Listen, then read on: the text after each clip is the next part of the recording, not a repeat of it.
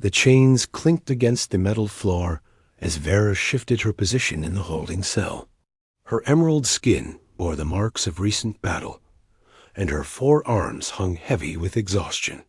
The human colony ship's detention bay hummed with the steady thrum of engines, a sound that had become her constant companion for the past 3 days. Captain Mark stood outside her cell, reviewing the tactical reports on his tablet. The Nexari fleet had been decimated, their flagship destroyed, and their ground forces scattered across the mining planet's surface. What should have been a routine human expansion had turned into the largest military victory in recent colonial history. "You fought well," Mark said without looking up from his reports. "Your people lasted longer than most." Vera's golden eyes narrowed as she studied the human commander. She had expected torture, interrogation, perhaps execution. Instead, she found herself in a clean cell with adequate food and medical attention for her wounds. The humans were proving to be as unpredictable as their reputation suggested. "We underestimated your species," she admitted, her voice carrying the musical tones common to her people. "Our intelligence reports were insufficient." Mark finally raised his head, meeting her gaze. "Intelligence reports rarely capture what makes humans dangerous. They focus on our technology, our numbers, our weapons. They miss the important parts." The Nexari warrior had commanded 3 battlecruisers and 20,000 soldiers. Her military record stretched back 40 cycles, with victories against a dozen different species. She had conquered star systems and brought entire civilizations under Nexari rule. Yet this human and his modest colonial force had shattered her fleet in less than 6 hours. "What will you do with me?" Vera asked, though she suspected she already knew the answer. Prisoners of war rarely survived long in the galaxy's power struggles. "That depends," Mark replied, setting down his tablet. "The Colonial Council wants you transferred to Earth for trial. War crimes, they say.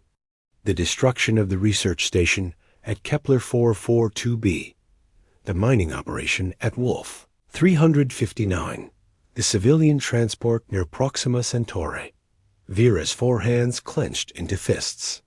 Those had been legitimate military targets, part of the Grand Nexari expansion that would secure resources for her homeworld's growing population.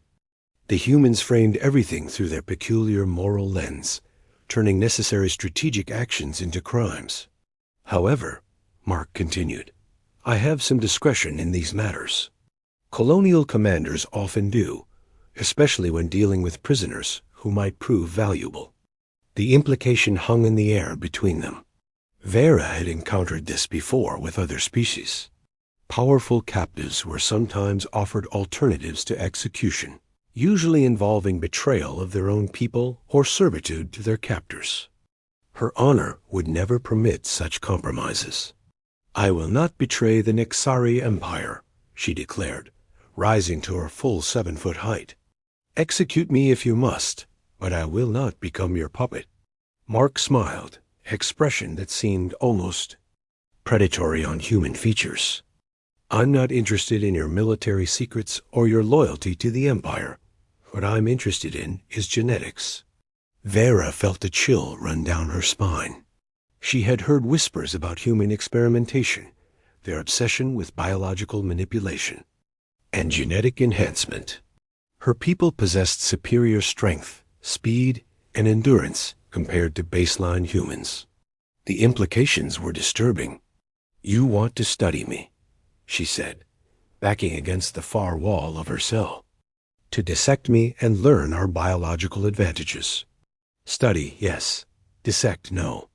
Mark stepped closer to the energy barrier separating them. "The human genome is remarkably adaptable.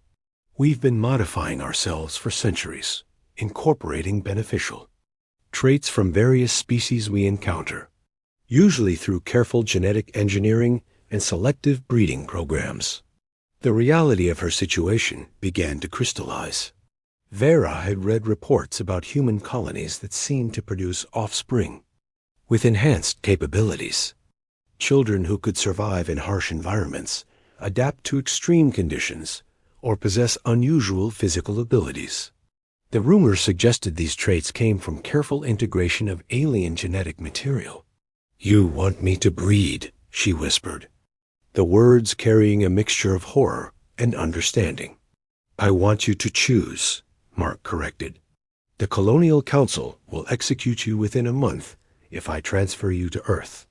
Your military record ensures that outcome. But if you remain here, under my jurisdiction, other possibilities emerge." Vera's mind raced through the implications. Her homeworld believed her dead already, her fleet destroyed and scattered. The Empire would not ransom a failed commander, regardless of her previous victories. Death or collaboration appeared to be her only options. "What exactly are you proposing?"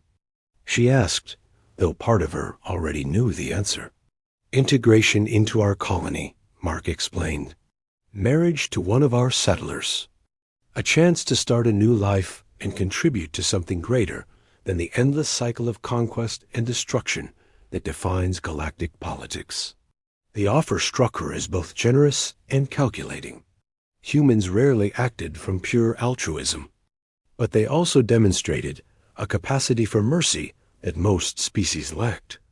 Their colonies were known for accepting refugees and integrating former enemies, though always on human terms. "And the genetic benefits would flow to your colony's children," Vera observed. "Eventually, yes. But that's not the primary motivation." Mark's expression grew serious. "We've learned that diversity makes us stronger. Not just genetic diversity, but cultural, intellectual, and philosophical diversity. Your people have perspectives and capabilities that could benefit our entire community." Vera considered the proposition. Death held no appeal, but neither did abandoning everything she had been raised to believe. The Nexari Empire had shaped her identity, her purpose, her understanding of her place in the universe. Could she truly build a new life among former enemies? "What guarantee do I have that this isn't simply a more elaborate form of imprisonment?" she demanded. "None," Mark admitted. "Trust has to be earned on both sides. But consider the alternative. In a month, you'll be executed on Earth as a war criminal. Your story ends, your genetic line dies out, and the galaxy continues its spiral toward chaos. Here, you have the chance to be part of something different." The human's words carried unexpected weight. Vera had spent her entire adult life fighting for the Empire's expansion, believing that conquest and domination represented the natural order of galactic civilization. Yet the humans seemed to operate by different rules, finding strength in Tsienth. Cooperation rather than subjugation. "If I agreed," she said carefully, "what would be expected of me?" "Integration into our community, learning our customs, and contributing your skills to our collective welfare. Eventually, if you chose, marriage and family." Mark paused, studying her reaction. "We have several settlers who have expressed interest in cross-species partnerships. The choice would ultimately be yours." A concept seemed almost revolutionary. Among the Nexari, mating decisions were typically arranged by military or political necessity. The idea of choosing her own partner, even from among former enemies, carried an appeal she hadn't expected. "And my military knowledge?" Vera asked. "Would be valuable for our defense preparations," Mark acknowledged, "but not required. We have people who need teachers, engineers, agricultural specialists, and administrators. Your talents extend beyond warfare." The conversation was interrupted by the soft chime of the ship's communication system. Mark activated his comm device and listened briefly to the transmission. "The transport to Earth leaves in 6 hours," he announced after ending the call. "I need your decision now." Vera looked around her cell one final time, weighing her limited options. Death as a war criminal or life as something she had never imagined being. The choice seemed obvious, yet making it felt like abandoning everything that defined her identity. "I accept," she said quietly, "but I want it understood that this is not surrender. This is choosing a different path." Mark nodded and deactivated the energy barrier. "Welcome to the colony, Vera. Let's see what we can build together." As the chains fell away from her wrists, Vera wondered if she was making the greatest mistake of her life, or taking the first step towards something unprecedented in galactic history. Time would reveal the answer. Chat controls Sonnet 4.